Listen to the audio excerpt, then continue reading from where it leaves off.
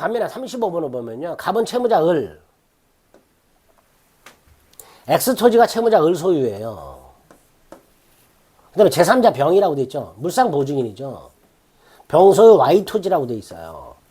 거기에 갑이 공동저당권자야. 이렇게 목적물이 일부는 채무자 소유고 일부는 X토지는 채무자 을 소유고 Y 건물은 물상보증인 병 소유예요. 이렇게 일부는 채무자 소유고 일부는 물상보증인 소유일 때 동시배당할 때 안분배당이라든가 후순위 권리의 대위 같은 것들을 인정을 안 해줘요. 자, 어쨌든 갑은 X토지와 Y토지의 1번 저당권, 정은 X토지의 2번 저당권, 근데 무는 Y토지의 2번 저당권을 갖고 있더란 말이죠. 그 중에 Y토지가 경매가 됐어요. 20회당이죠. 갑이 얼마를 배당받았어요? 5천을 배당받았어요. 갑이 5천을. 그러면 나중에 이 X토지가 경매가 될 때 어떤 문제가 생기느냐는 문제가 있는 거예요. 그죠? 자, 먼저 동시배당할 때는 어떻게 되느냐? 동시배당할 때는요. 아까 몽땅 채무자 소유일 때는 안분배당 했었잖아요. 4대 2의 비율로. 근데 하나가 채무자고 하나가 물상보증인 소유라면 동시배당할 때 채무자 소유 목적물에서 먼저 배당을 해요. 채무자 소유 목적물에서 먼저 배당을 하고요. 모자라는 걸 여기서 배당을 해요. 그러니까 동시배당을 하면요. 갑은요. X에서 4천을 배당받고요. Y에서 1,000을 배당을 받아요. 갑은.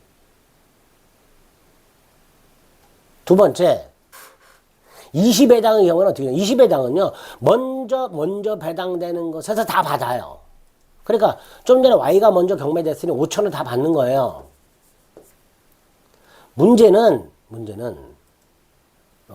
X에서 4천, Y에서 1,000을 배당받았고, 동시배당할 때는 갑이 20회당의 경우 Y가 먼저 경매되었을 때 갑은 5천을 다 배당받았잖아요. 그럼 나중에 X가 경매 4천이 남았어. 이걸 누가 배당받느냐? 물상보증인, 병. 그 물상보증인 목적물의 후순위 권리자, 물상보증인 병을 타고 그 물상보증인 소유 목적물의 후순위 권리자, 무가 갑이 동시배당했더라면 X토지로부터 받을 수 있었던 금액 4천만 원. 이걸 한도로 무가 배당을 받는 무가. 그래서 문제가 무가 얼마를 배당받느냐 이렇게 나오는 거예요. 무가 얼마를 배당받아요? 4천만 원 한도로 갑이 동시에 배당했더라면 X에서 받을 수 있던 금액이 4천이었잖아요. 그걸 한도로 무가 배당을 받는데 무는 채권액이 얼마예요? 3천이잖아요. 3천을 배당받는 거죠. 그죠? 그럼 나머지 1,000만 원은 병이 받는 거예요. 병. 그러면 정은 한 푼도 못 받아요. 채무자 소유 목적물의 후순위 권리자는 한 푼도 배당을 받지 못하게 됩니다. 요게 하나가 채무자 소유고 하나가 물상보증인 소유일 때 나타나는 대부분 판례입니다. 어렵죠? 36번. 문제도 그지같이 길어요. 갑이 이렇게 1억을 빌려줬고요. 을 소유의 X토지와 Y토지라고 돼 있어요.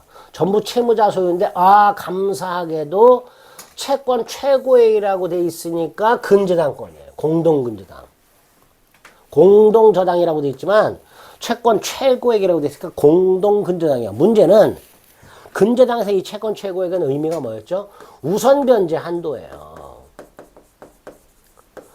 최대 한도예요. 우선 변제 받을 수 있는. 그러니까 갑이 병이 신청한 X토지 경매에서 8천을 우선 변제 받았어요.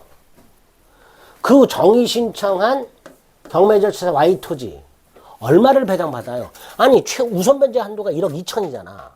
근데 이미 8천을 받았잖아. 그러면 우선 변제 얼마 받아요? 4천밖에 안 되겠죠. 그죠? 이미 우선 변제 받은 8천만 원을 뺀 나머지 채권 최고액에서 이미 반제받은 8천을 뺀 나머지 4천원을 우선 변제 한도로 해서 우선 변제를 받는 거예요. 그죠? 갑이 아무리 신청 당시면 5천만 원이고 완납시 5천만 원이다.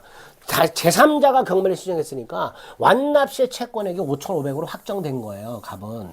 5,500으로 확정되었다 하더라도 5,500을 다 받는 게 아니야. 이미 8천을 받았어요. 채권 최고는 1억 2천이야. 그럼 나머지 4천만 우선 변제 받는 거예요. 36번 문제는 공동저당권의 문제라기보다는 근저당권의 문제라고 생각하시면 됩니다.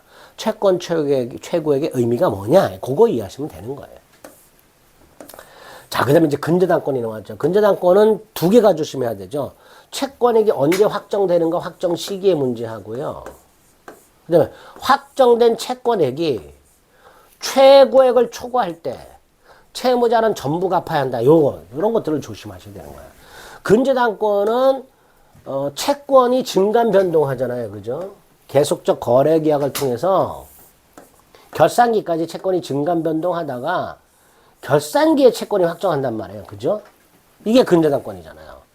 채권의 불특정성 및 부종성의 완화. 이게 근저당권의 특징이죠.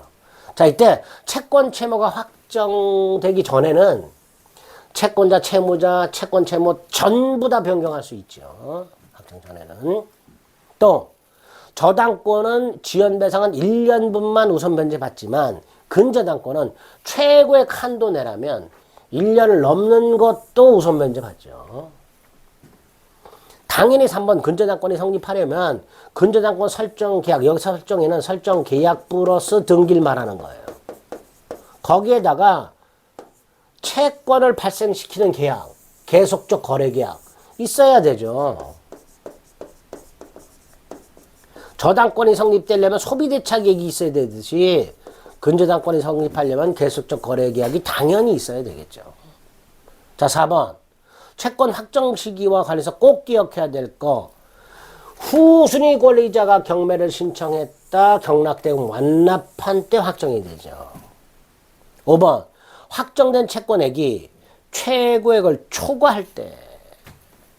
확정된 채권액이 최고액을 초과할 때 채무자는 다 갚아라. 제3취득자나 물상보증인은 최고액까지만 갚아라. 누구하고 누구? 제3취득자와 물상보증인. 근데 5번은 후순위 근저당권자라고 있어요. 얘는요. 제3취득자도 아니고 물상보증인도 아니야. 그러니까 설령 얘는 최고액을 갚았다 하더라도 근저당의 소멸을 청구할 수가 없는 거예요. 최고액만 변제하고 근저당 소멸을 청구할 수 있는 사람이 두 사람. 물상보증인, 제3취득자. 딱 기억하시면 돼요. 틀린 것은 1번.